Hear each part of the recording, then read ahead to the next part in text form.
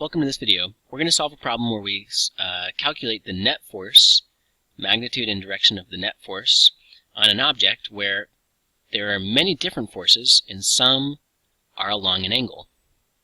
Okay, so we've got four forces acting on an object. I guess it's a balloon acting on a balloon. And I know it's a balloon because down here it says on the balloon. Whoops. Okay. So I'm going to make the balloon, and instead of drawing the balloon like this, and here's the basket, right? I'm not going to do that, except I just have. And then here's the engine inside, which shoots up the flame. Instead of doing that, I'm going to act like the balloon is a single dot. And that dot, I put that dot wherever the center of mass of the balloon is located. Okay, so here are the four forces. You've got F1 is 24 newtons at 43 degrees north of east. So here's east, and I go north of that, 43, and that is F1. So how much is that? That's 24 newtons. Okay. F2 is 61, even bigger, 61 newtons at an angle of 27 degrees south of west. So let me draw west, and then I'll go south of it. So south by 27 degrees. 27 degrees. And I've got this long 61 Newton force. Okay. What's next? F3 is north, 19 newtons. It's not too big. 19 newtons north. And F4 is 8 newtons west, which is really tiny, right? 8 newtons, that's not big at all. 8 newtons. And let me move this, the 19, up so I don't confuse it with the 8. The 8, there it is. And, okay. So, the only way to add vectors that are at angles to each other is to add the x's. So I want to find the total x force, and I want to add up all of the y forces. The way we show add up in physics is you make a sigma. That means take the sum of the x forces, and you sigma Fy, take the sum of the y forces. Okay. Alright, so what are the x forces? Well, before I answer that question, I have to take these angled vectors and break them into components. Because this guy, this 24 newtons, has an x component. It's like this. And it has a y component, like that. The x component is hypotenuse cosine theta. The y component is hypotenuse sine, 24 sine theta.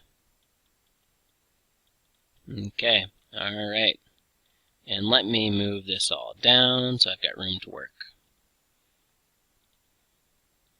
I really don't need the givens anymore because they're all in my picture. Okay. So, what are the x forces? Well, I've got this 24 cosine 43. 24 cosine 43. And I've got, what's another x-axis? This one's on the x-axis, 8 newtons. 8 newtons. And then, 61, I didn't break that into its components, so let me make its components. It goes all the way over to the right and then down. The x component is 61 cosine 27. And the y component of this 61 Newton force. The y component of this 61 newtons is 61 sine 27. Okay. So, I've got the blue force, I've got that one right here. I've got the 8 newtons, that's right here. Then I need to add the 61, this leftward force. 61 cosine 27. But before I add, I've forgotten something very important. Positives and negatives. The 24 cos 43, that's pointing to the right, so that's positive. The 8 is pointing to the left, so that's negative. And then this big long one is also pointing to the left, so that's negative. These two are separate forces. 8 newtons is not the x component of the 61. 8 newtons is way too short to be this x component. Okay. So I add those up using negatives, and I get negative 44.7989 ... Negative 44.7989 newtons. Newton, that's the unit of force, the newton. You've got to make your unit of force capital N. You cannot draw lowercase n because lowercase is nano. Okay, then I add up the y's. So what are the y forces? I've got, let's see, I've got this one, that's on the y-axis because it's going down. I've got the 19, that's on the y-axis because it's going up. And I've got this one on the y-axis because it's pointing up. So let me write those out. The 61 sine 27, and that's down, so I make it negative. Then I've got the 19, which is up, so I make that positive. 19 is up, so positive. And then I've got 24 sine 43. That is also pointing up or down. Is that positive or negative? Oh yeah, that's pointing up, so that's positive. Okay, and I plug this into my calculator, and I get negative 17. Weird, the decimal was the same, 7989. That's odd. What a coincidence, wow. Oh.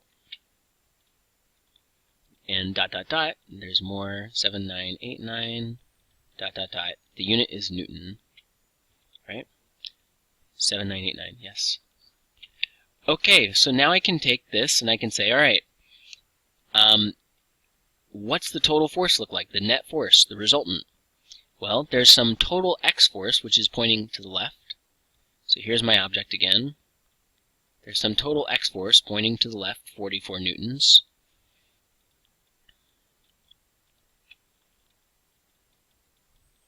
Total x force is this 44 ... to the left.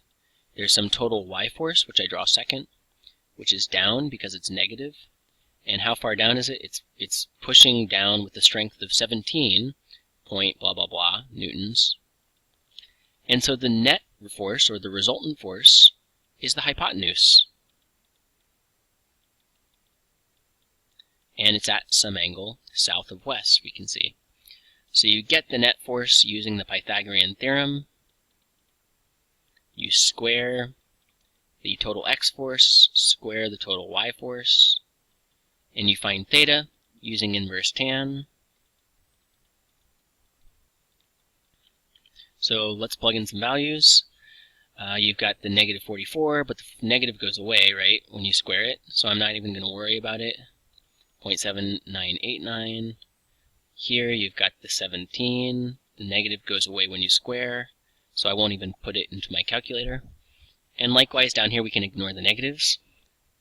We put opposite over adjacent.